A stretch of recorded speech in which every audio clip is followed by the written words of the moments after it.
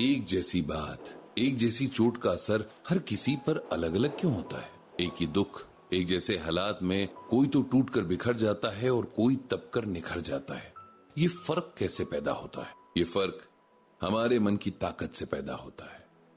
मन कमजोर हुआ तो राई भी पहाड़ नजर आती है, और वही मन मजबूत हुआ तो पहाड़ को तोड़कर राई बना देता है। तो क्यों न इस मन को मजबूत बनाया जाए, ताकि जिंदगी की कोई भी मुश्किल जिंदगी से बड़ी न लगे। ये कुछ लाइंस थीं जो पंडित जी ने अपने ब्लॉग गीता ज्ञान में आज की पोस्ट में लिखी थी। और इन लाइंस को लिखने की इंस्पिरेशन पंडित जी को कहां से मिली थी? ये इंस्पिरेशन उन्हें मिली एक महिला से, जिसने अपने मजबूत मन के सहारे अपनी जिंदगी की तमाम मुश्किलों को पार करते हुए न सिर्फ अपना मकाम बनाया, बल्कि औरों की जिंदगी भी आसान बनाई। ये लेडी थी महिलाओं के लिए काम करने वाली एक एनजीओ की फाउंडर और मैनेजर सुरेखा जी। सुरेखा जी का एनजीओ पिछले कई सालों से उन लेडीज के साथ मिलकर काम कर रहा था जो कम पढ़ी लिखी थी, जिनके पास रिसोर्सेज की कमी थी और जो अपनी मेहनत के दम पर लाइफ में आगे बढ़ना चाहती थी। सुरेखा जी से पंडित जी का इंट्रोडक्शन सरला जी ने कराया था। दोनों एक जमाने में बहुत पक्की सहेलियां थी और दोनों के ख्यालात और पर्सनालिटीज भी एक दूसरे से काफी मिलते जुलते थे। 12th के बाद दोनों की शादियां हो गई थी। सुरेखा जी की शादी दूसरे शहर तो क्या, दूसरे स्टेट में हुई थी, जहां से उनके लिए बार बार आना पॉसिबल नहीं था। फिर कुछ साल तक लेटर्स के जरिए बात होती रही और धीरे धीरे वो भी खत्म हो गई। अब बहुत साल बाद जब किसी और दोस्त से सरला जी को पता लगा कि सुरेखा जी इसी शहर में हैं और अपना एनजीओ चला रही हैं, तो सरला जी से रहा न गया और वे पंडित जी के साथ उनसे मिलने पहुंच गई। पहले तो दोनों सहेलियां जी भरकर एक दूसरे से मिली, इतनी सालों से छूटी हुई बातें जो पूरी करनी थी। उसके बाद फिर सरला जी ने ठीक से पंडित जी और सुरेखा जी का इंट्रोडक्शन करवाया। सरला जी ने जब पूछा कि इतने सालों तक सुरेखा जी कहां गायब हो गई थी, तो सुरेखा जी कुछ देर के लिए चुप हो गई। सरला जी को लगा कि उन्होंने कोई गलत सवाल पूछ लिया है। सुरेखा जी ने फिर अपनी अब तक की जिंदगी की कहानी सुनाई, जो कुछ इस तरह से थी। सुरेखा जी के फादर ने उनका रिश्ता बेशक बहुत दूर करवाया, लेकिन उन लोगों के बारे में बहुत लोगों से पूछताछ भी की।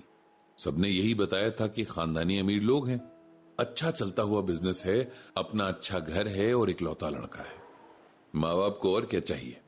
उन्हें लगा कि उनकी बेटी अच्छे से सेटल हो जाएगी। शादी हुई तो सुरेखा जी के आगे सब राज खुलते चले गए। उनकी ससुराल एक जमाने में बहुत अमीर हुआ करती थी, लेकिन धीरे धीरे बिजनेस गलत फैसलों की वजह से लॉस में जाने लगा और कर्जे बढ़ते गए। अब हालात ये थे कि जो भी था वो बाहरी दिखावे का ही था। सब कुछ गिरवी रखा हुआ था और उसे छुड़ाने का कोई रास्ता नजर नहीं आ रहा था। इसी टेंशन में सुरेखा जी के ससुर जी की डेथ हो गई और उनके जाते ही जिनसे भी कर्ज लिए थे वे सुरेखा जी के हस्बैंड मोहन जी के पीछे पड़ गए। रोज रोज के तगादों से परेशान मोहन जी एक दिन अचानक कहीं चले गए। सुरेखा जी और उनकी सास अब अकेले पड़ गए। उन दोनों ने मोहन जी को जितना हो सका तलाशने की कोशिश की। पुलिस में मिसिंग रिपोर्ट भी दर्ज की। रिश्तेदारी में, मोहन जी के फ्रेंड्स में, सब जगह पूछा, लेकिन मोहन जी का कहीं कुछ पता नहीं चला। अब सुरेखा जी एकदम हताश हो चुकी थी। एकदम नई जगह पर एक साथ इतनी मुसीबतें और साथ में बीमार सास की देखभाल, ये सारी जिम्मेदारियां उनके सर पर थी। उन्हें कुछ समझ नहीं आ रहा था कि क्या करें। सुरेखा जी की उम्र उस वक्त बहुत कम थी। उन्हें दुनिया के बारे में बिल्कुल भी पता नहीं था, लोगों को पहचानने की काबिलियत भी नहीं थी और जिंदगी ने एकदम इतनी बड़ी परीक्षा में डाल दिया था। इन्हीं हालातों से घबराकर उनके हस्बैंड मोहन जी घर से कहीं चले गए थे। सुरेखा जी ने हिम्मत से काम लिया और एक एक करके सारी प्रॉब्लम्स का सलूशन ढूंढना शुरू किया। सबसे पहले तो उन्होंने अपने मायके और ससुराल से मिली ज्वेलरी बेची और उससे जितना भी पैसा मिला उससे छोटे मोटे कर्ज निपटाए। फिर अपनी सास को लेकर एक छोटे से किराए के घर में चली गई।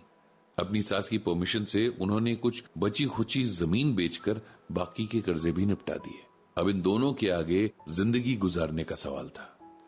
सुरेखा जी को सिलाई कढ़ाई का बहुत शौक था, इसीलिए उन्होंने घर से ही सिलाई का काम शुरू करने का फैसला किया। शुरू में बहुत कम काम मिलता, लेकिन धीरे धीरे उनके अच्छे काम की तारीफ सुनकर उनके पास काम बढ़ने लगा और अब वे इतना कमाने लगी कि अपना और अपनी सास का पेट अच्छे से भर सकती थी। इस दौरान मोहन जी की तलाश भी जारी रही, लेकिन उनका कोई अता पता नहीं लगा। सुरेखा जी की सास अपने इकलौते बेटे से मिलने की आस लिए ही दुनिया से चली गई। सुरेखा जी का आखिरी सहारा भी चला गया। उनके फादर ने कई बार उन्हें अपने साथ लेकर जाना चाहा, लेकिन उन्होंने हर बार मना कर दिया। वो जानती थी कि मायके में अब भाइयों के अपने परिवार हैं, उनकी अपनी प्राइवेसी है, अपनी लाइफ है। ऐसे में सुरेखा जी के वहां जाने से डिस्टर्बेंस होगी। सुरेखा जी ने सोचा कि जब स्ट्रगल करके ही लाइफ काटनी है, तब क्यों ना यही रहकर काट ली जाए। उनके हाथ में हुनर तो था ही, उन्होंने उसे ही अपने स्ट्रगल का हथियार बनाने की सोची और काम शुरू कर दिया। गरीब घर की लड़कियों और औरतों को काम सिखाना शुरू कर दिया। धीरे धीरे उनके पास काम सीखने वालों की भीड़ बढ़ती गई और काम देने वालों की भी। अब उन्होंने किराए पर एक बड़ी जगह ले ली और वहीं से काम करने लगी। उनकी सिखाई हुई लेडीज ने खुद के लिए कमाना शुरू कर दिया। इस तरह एक सेल्फ डिपेंडेंट लेडी के एफर्ट्स ने कई सेल्फ डिपेंडेंट लेडीज को तैयार कर दिया। कुछ साल पहले इस शहर की एक बहुत फेमस सोशल एक्टिविस्ट ने उन्हें यहां आकर अपना एनजीओ खोलने का इनविटेशन दिया, ताकि बड़े लेवल पर लेडीज को ट्रेनिंग मिले और वे अपने पैरों पर खड़ी हो सकें। बहुत सोचने के बाद सुरेखा जी ने उनकी एडवाइस मान ली। आखिर ये जिंदगी जितना दूसरों के काम आए कम ही है। अब तो खैर वे सिर्फ एनजीओ का मैनेजमेंट संभालती हैं। एक अच्छे लीडर की तरह उन्होंने अपने अंडर कई लीडर्स तैयार कर दिए हैं, ताकि जब वे ना रहें तो कुछ भी ना रुके। बस यही थी मेरी कहानी, कहकर सुरेखा जी चुप हो गई। सरला जी ने उठकर सुरेखा जी को गले से लगा लिया। उन्हें अपनी दोस्त पर नाज था। सुरेखा जी की हिम्मत देखकर पंडित जी को गीता में भगवान श्री कृष्ण की कही ये बातें याद आ गईं। अंतवंत इमे देहा नित्यस्य योक्ताः शरीरिणः अनाशिनो अप्रमेयस्य तस्माद्युनोध्यस्व भारत।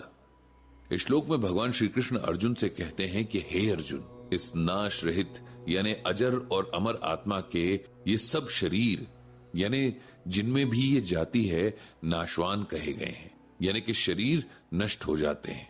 इसीलिए हे भारत, तुम युद्ध करो। इसे इस तरह से समझना चाहिए कि हर इंसान को यह समझना होगा कि आत्मा जिस भी शरीर में आएगी या जाएगी वो एक दिन खत्म हो ही जाएगा।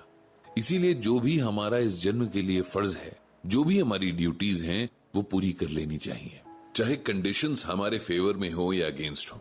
अपना कर्म करते रहना है, जैसा कि सुरेखा जी ने किया। उनके हस्बैंड भी सेम कंडीशंस में थे, लेकिन वे अपनी ड्यूटीज से भाग गए, जो कि गलत था। सुरेखा जी से बहुत कुछ सीख कर और उन्हें अपने घर आने का मोटिवेशन देकर पंडित जी और सरला जी घर लौट आए। लौटते हुए पंडित जी ने भगवान श्री कृष्ण से सबको सद्बुद्धि देने की प्रार्थना की।